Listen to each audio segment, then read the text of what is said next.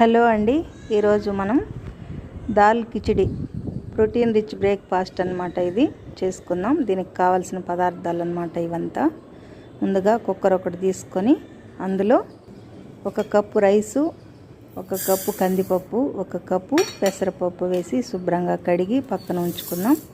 అందులోనే సన్నగా తరిగి ఉంచుకున్న 1 ఉల్లిపాయ, 2 టమోటాలు, మీ కారం ఎంత తినగలరో అంత, పచ్చిమిర్చి, టమోటాలు, కాస్త కొత్తిమీర, తర్వాత మీ రుచికి సరిపడా ఉప్పు, కాస్త పసుపు వేసి తగినన్ని వాటర్ పోసుకోవాలి.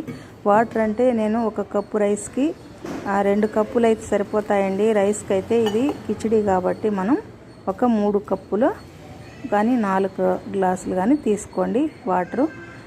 అంతేనండి. మనం కుక్కర్ పొయ్యి మీద పెట్టి ఒక 5 విజిల్స్ పెట్టుకున్నారంటే బాగా మృదువుగా అవుతుంది.